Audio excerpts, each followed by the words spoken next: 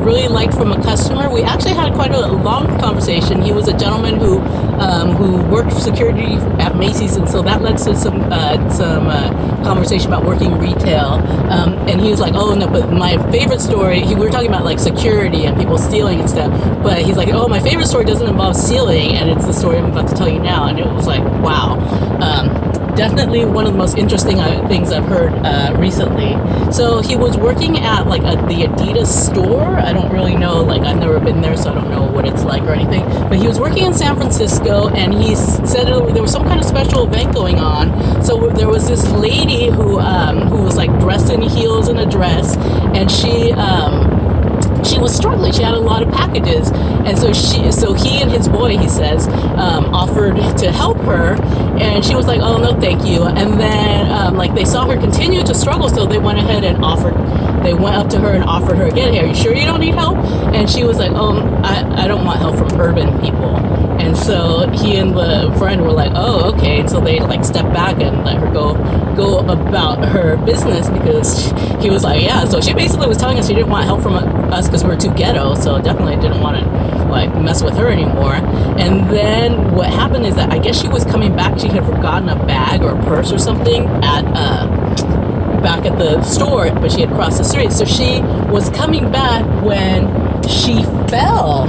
She fell in the middle of the street, and all these people around her, like on the street, just kept stepping over her instead of stopping to help her out. And my customer was like, "Yeah, that was karma right there, you know, coming for her for being that way." She was her falling like that, and I was like, "Yeah, definitely." And then the manager, the two guys' manager, my customer and his friend, came over and was like, "I guess we should help her." And the guys were like, "Yeah, you should go ahead and help her. You're white." And the manager was like, "Yeah, I heard what she said to you. I was with another customer, but you know, I know why you guys don't want to help her." And so sure enough, the manager went over and helped the customer. But again, the customer was coming back, so the lady comes up to the two guys, and we're like, "You saw that I fell. Why didn't you help me?" And so my customer looked at her and was like, "I'm sorry, we only help our own kind." And she was like, "I'm going to report you to the manager." And he told her, "The manager's the one who helped you, so go ahead."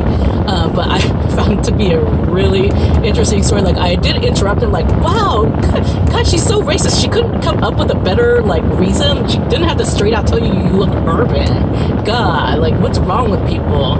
And you know, but that was basically the gist of the story, and I definitely like his reply that he wouldn't help he would only help his own kind, because that's really what somebody like that deserves. Like, you think your actions have no consequences and your racism is like okay, but hopefully somebody calls you out, like at least in a minor way like that.